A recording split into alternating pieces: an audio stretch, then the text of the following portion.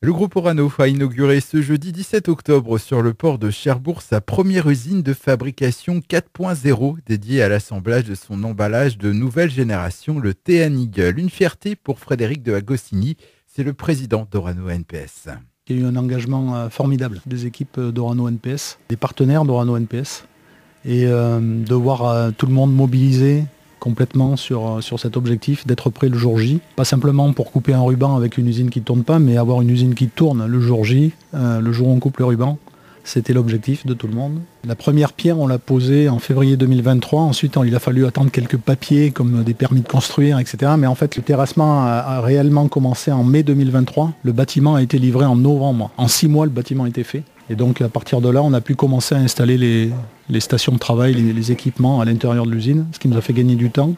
Donc on a pu tester les équipements et être prêt à partir du mois de juillet à commencer à faire des tests pour, après l'été, commencer à fabriquer des emballages et être aujourd'hui à une usine qui fonctionne, qui est exactement la copie conforme de ce qu'on avait prévu. Ces dernières années, il y a beaucoup de choses qui ont été délocalisées. Trop de choses qui ont été délocalisées, en particulier en Chine. Et donc notre objectif, c'était de trouver des solutions pour relocaliser. C'est d'abord parti de la conception de cet emballage. Et puis quand on a vu que cet emballage, il était tellement innovant, tellement... voilà, on s'est dit, mais il faut qu'on garde ça pour nous.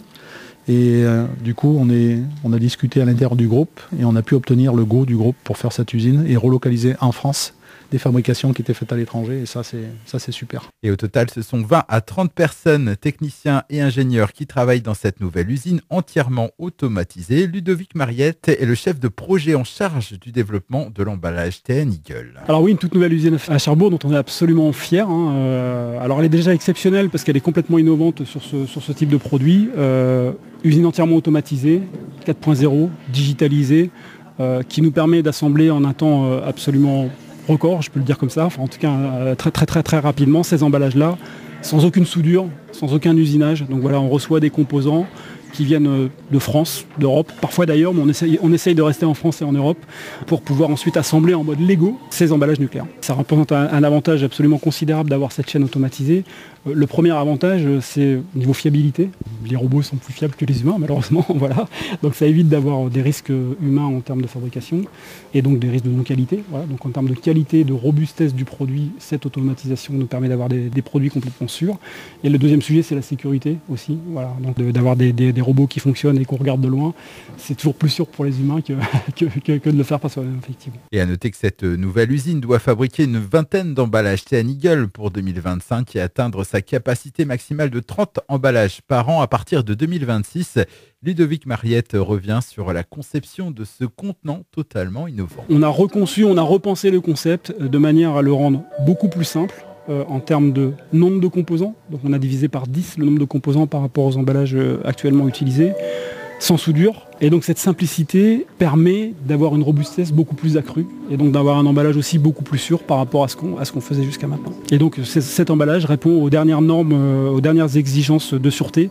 Et donc cet emballage a aussi été déjà agréé par l'autorité de sûreté nucléaire française et par l'autorité de sûreté nucléaire américaine. On vise une production jusqu'à 30 emballages par an. Alors ces emballages sont destinés à transporter et entreposer des combustibles nucléaires irradiés.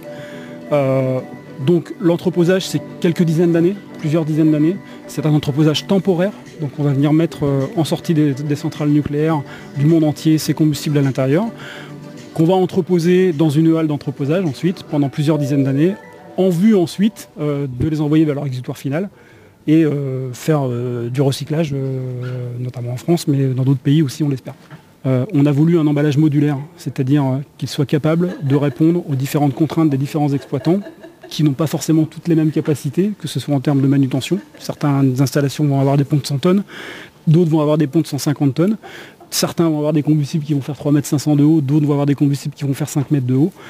Et donc on a conçu cet emballage-là pour le rendre modulaire et donc pour être en mesure d'adapter les dimensions aux capacités de nos clients de manière à le rendre le plus performant possible. Donc cette usine à Cherbourg, la TN Eagle Factory, nous permet complètement d'être en mesure de s'adapter aux besoins de nos clients.